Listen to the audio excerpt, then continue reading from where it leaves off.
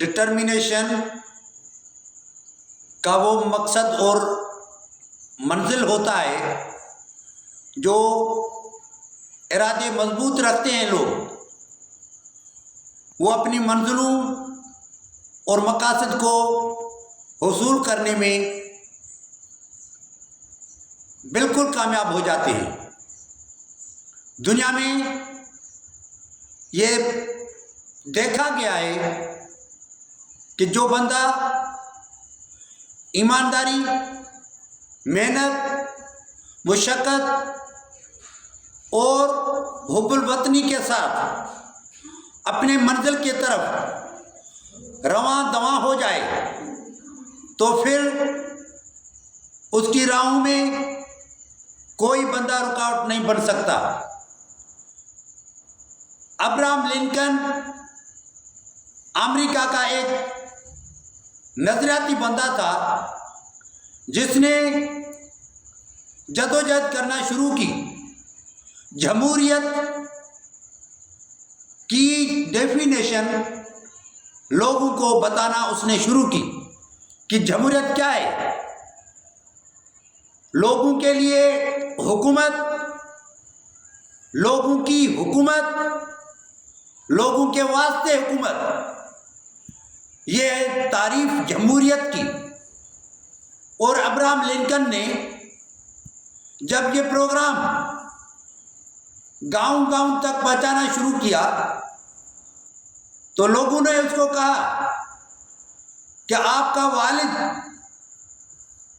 تو کوبلر تھا، ہمارے جوتوں کو پالش کرتا تھا اور ہمارے چپل جو ٹوٹ جاتی تھی ان کو ٹاکے لگاتا تھا، اور تم یہ جمہوریت کا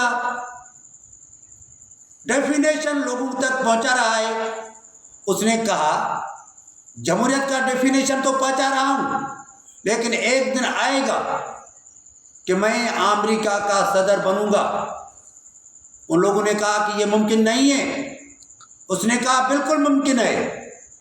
اس نے ایک مرتبہ الیکشن لڑی امریکہ کے صدارتی سیٹ کے لیے، وہ ہار گیا، لیکن وہ دل برداشتہ نہیں ہوئے۔ دوسری مرتبہ امریکہ کی صدارتی الیکشن لڑی، دوسری مرتبہ بھی وہ ہار گئے، پھر بھی اس نے شکست قبول نہیں کی۔ تیسری مرتبہ اس نے امریکہ کے صدارتی منصب کے لیے الیکشن لڑی، اس میں بھی وہ ہار گئے، پھر بھی اس نے شکست قبول نہیں کی۔ چوتھی مرتبہ الیکشن میں اس نے بھرپور نمونے سے جدوجہد کی، وہ الیکشن میں کامیاب ہو گئے۔ جب وہ جوائنٹ سیشن میں خطاب کرنے کے لیے آئے as a president of America, جب مشترکہ ہاؤس میں ابراہم لنکن خطاب کرنے کے لیے آئے تو وہاں سے اشرافیہ کے لوگ جو وہاں پہ بیٹھے تھے، ایک بندہ اٹھا اور اس نے یاد دلایا ابراہم لنکن کو کہ ابراہم لنکن، آپ کو یاد ہونا چاہیے کہ آپ کا والد ہمارے بوٹوں کو پالش کرتا تھا، ہمارے ٹوٹی ہوئی چپل کو ٹانکے لگاتا تھا۔ ابراہم لنکن نے کہا کہ مجھے معلوم ہے، میرا والد صاحب بڑا ایماندار تھا، میرا والد صاحب بڑا سچا انسان تھا۔ اگر آپ کے شوز کو صحیح پالش اس نے نہیں کیے، اگر آپ کی چپل کو صحیح اس نے ٹاکے نہیں لگائے، تو میرے والد صاحب نے مجھے یہ ہنر سکھایا تھا۔ آپ لے کے آئیں اپنے شوز، آپ لے کے آئیں وہ اپنی ٹوٹی ہوئی چپل جس میں آپ نے کہا تھا کہ ٹاکے صحیح نہیں لگے تھے، تو ہم وہ کام کرنے کے لیے تیار ہو جائیں گے۔ وہ الفاظ سن کر وہاں کے مشترکہ جو سیشن تھا وہاں پہ بہت بڑی کلیپنگ ہوئی، بہت بڑی بڑی تالیاں اس کے شان میں بجائی گئیں، اور یہ ثابت ہوا کہ آج بھی میں آپ لوگوں کو یہ ایک پیغام دینا چاہتا ہوں۔